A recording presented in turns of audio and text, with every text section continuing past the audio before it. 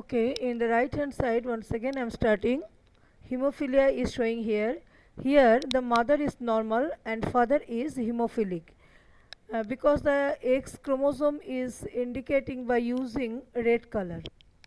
Now in the same way, the mother, the gametes produced by the mother, that is XX and father XY, and ultimately we will get the combination which is given here: pink X, red X, red X, pink X. That means these two are the daughters. Phenotypically they are normal, but they are carrier daughter. That means they are containing the genes of hemophilia. That is why they are called carrier daughter. And for the sons, pink X, blue Y, red X is not there. That is why this son will be normal, and the second son is also having the same combination. That means that son also will be normal.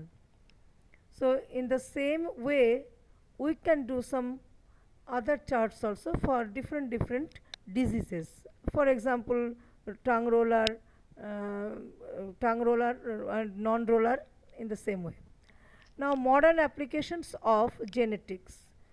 Two important fields are given here. I mean the applications of genetics, two fields are given here: genetic engineering and genetic counseling. Genetic engineering, it is a technique in which the genetic constitution of an organism, I think you are understanding what is given here. The genetic makeup or genetic constitution of an organism is altered by introducing new genes into its chromosomes. For example, tigon is the resulting animal, and obtained by crossbreeding by tiger and lioness. Then genetic counseling. Some genetic diseases are hemophilia, thalassemia, sickle cell anemia. These diseases can be avoided if proper genetic counseling is there. So what is genetic counseling? It is given to people to make them aware about the possibilities of any undesirable trait. That means undesirable trait means defective trait or defective genes are there.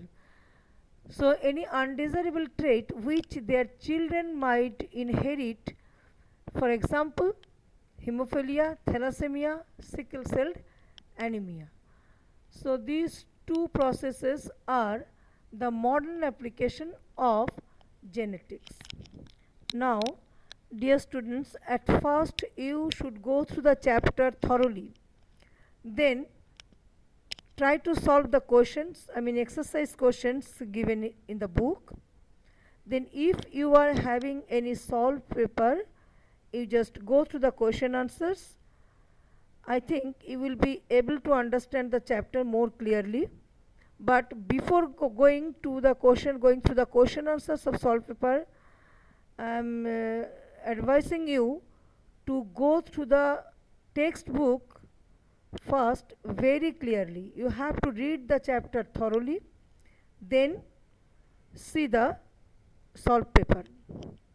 And if you are having any reference book also, you can go through.